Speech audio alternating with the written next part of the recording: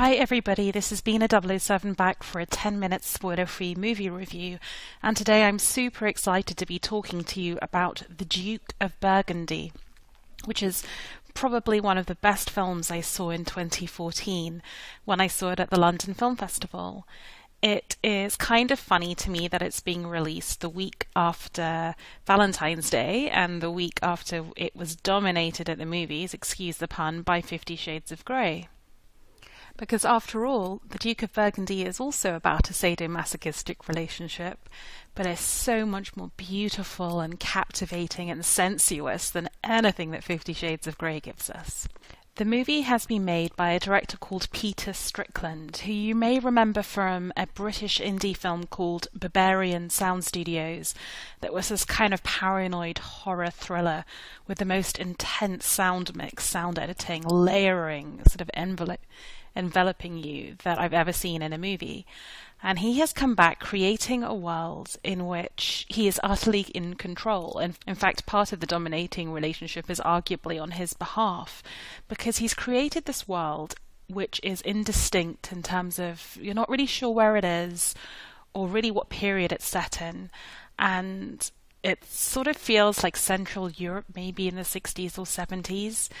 And he just drops in these surreal touches. For instance, as you go through the movie, you suddenly realize that maybe there aren't any men in the village in which it's set.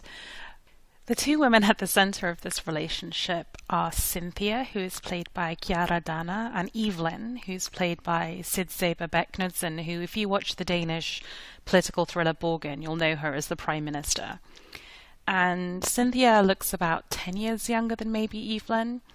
And they live in this very antiquated, opulent country house. And when we first meet them, they're playing this role play, although we don't realize that at first, where the younger one sort of pretends to be a maid, and Evelyn has to ask her to do tasks which she doesn't perform to Evelyn's satisfaction, and then Evelyn has to punish her.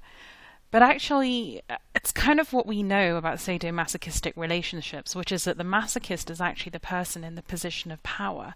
And it soon becomes clear that the elder woman who looks like she's dominating the younger is not performing to her satisfaction.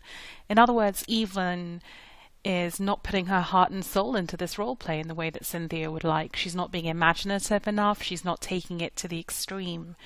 And as we go through the movie, it just becomes absolutely tragic because we realize that this is a very dysfunctional relationship.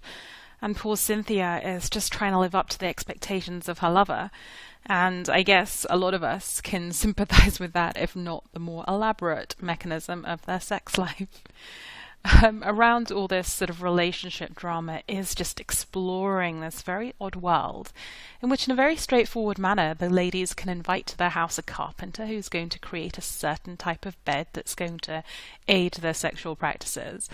And where we have the elder woman going and giving talks on butterflies to a room that's filled with very, very primly dressed middle-aged women of certain wealth, as well as some maybe surprise guests, which I will leave for you to discover on your own.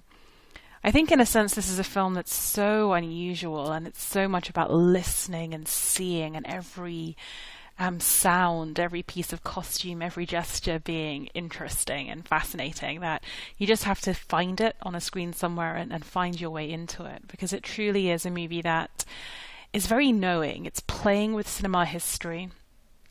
It's very knowing at us, the audience, in terms of what the director is playing with us. And it's very wry. I mean, it's a very funny film. You do feel uncomfortable. Some of the dialogue is hammy, deliberately so, because it's a role play game. And then some bits are just plain bizarre, and I have no sensible explanation for what's going on. For all that, I think The Duke of Burgundy is one of the most kind of claustrophobic, technically accomplished films. I mean, the soundscape, again, is stunning, as is the music and the filming. It's actually a really romantic movie, and I know that sounds odd, because it's filmed in this very dreamy, soft-focused, apple sunlight kind of way. I mean, it is absolutely beautiful to look at. And in a sense, as I said, despite the fact that it focuses on a very bizarre kind of a relationship, I think there is something relatable and authentic in there and genuinely quite moving. Anyone who's been trapped in a relationship where they're pretending to like something to please their partner and actually hating it inside, I think will understand what's going on here.